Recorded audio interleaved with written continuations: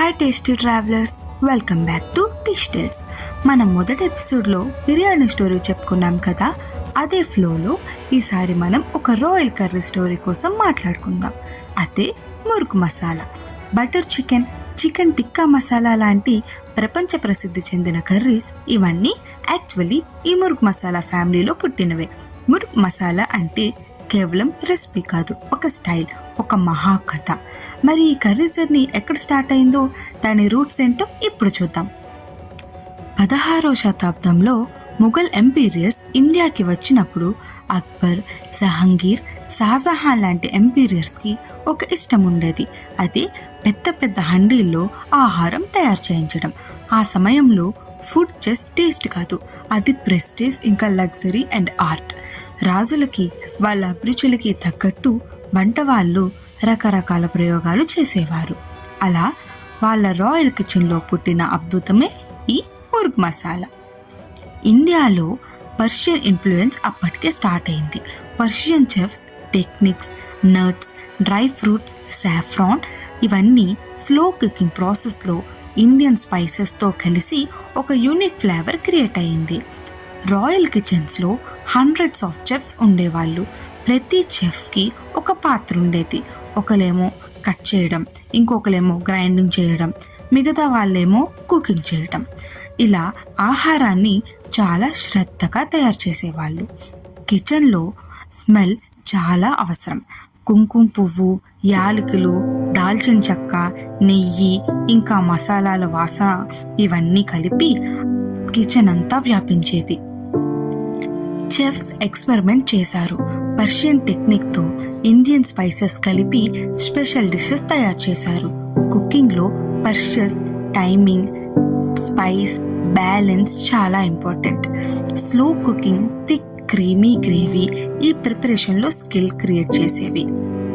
Chefs చికెన్ని special మసాలాలో marinate చేస్తారు. థిక్ పేస్ట్, ఇంకా రెడ్, యెల్లో అండ్ గ్రీన్ స్పైసెస్ని సీక్రెట్ ఇంగ్రీడియంట్స్గా వాడతారు. హ్యాండ్స్తో కేర్ఫుల్గా చికెన్ని మిక్స్ చేస్తారు. తర్వాత మ్యారినేట్ చేసిన చికెన్ని గ్రేవీలో స్లో కుక్ చేస్తారు. గీ ఇంకా క్రీమీ బ్యాలెన్స్ స్పైసెస్తో ఫైనల్గా డిష్ తయారవుతుంది. ఈ డిష్కి పేరు వచ్చిందే ముర్గ్ మసాలా అని. ముర్గ్ అంటే చికెన్, మసాలా అంటే స్పైస్ మిక్సెస్. రాయల్ ఫీస్ట్లో ఎంపీరియర్స్ ముర్గ్ మసాలాని మెయిన్ అట్రాక్షన్గా ప్రెజెంట్ చేసేవారు. ఇది ఒక స్పెషల్ డిష్, కేవలం ప్యాలెసెస్లో ఉండే వాళ్ళకి మాత్రమే వాడేవారు. చెప్పాలంటే ఇది మన చికెన్ కర్రీస్ అన్నిటికీ తాత లాంటిది. ఫస్ట్ బేసిక్ ఐడియా ఇక్కడి నుంచే వచ్చింది. కాలచక్రం వేగంగా తిరిగింది. సామ్రాజ్యాలు మారాయి. రాజులు వచ్చారు, పోయారు. ఆ రాజరికపు వంటశాల నిశ్శబ్దంగా మారాయి. రాజులు లేరు, కానీ వంట వాళ్ళు ఉన్నారు. తమ అద్భుతమైన వంట రహస్యాలను పట్టుకొని రాయల్ చెఫ్స్ కుటుంబాలు దేశమంతా ప్రయాణం మొదలుపెట్టాయి. వాళ్ళు ఎక్కడికి వెళ్తే అక్కడ తమతో తెచ్చిన ముర్గ్ మసాలా రెసిపీని ఆయా ప్రాంత ప్రజలకు తగ్గట్టుగా మార్చారు. ప్యాలెస్లో వాడిన ఖరీదైన బాదం, క్రీమ్ బదులు స్థానికంగా దొరికే ఉల్లిపాయలు, టమాటాలు, మామూలు మసాలాలు వాడడం మొదలుపెట్టారు. అలా ఒకప్పుడు రాజుల వంటగదిలో మాత్రమే మెరిసిన ముర్గ్ మసాలా సాధారణ ప్రజల వంటగదిలో కూడా చేరింది. ఇంకా పీదు బండ్ల మీదకి చేరింది. తక్కువ టైంలో అది నార్త్ ఇండియా అంతటా ఒక స్టాండర్డ్ చికెన్ కర్రీగా మారిపోయింది. ఇప్పుడు మనం 1950లో ఢిల్లీకి వెళ్దాం. అక్కడ కుందన్ లాల్ గుజ్రాల్ అనే ఒక వ్యక్తి మోతీ మహల్ అనే రెస్టారెంట్ని నడిపేవాడు.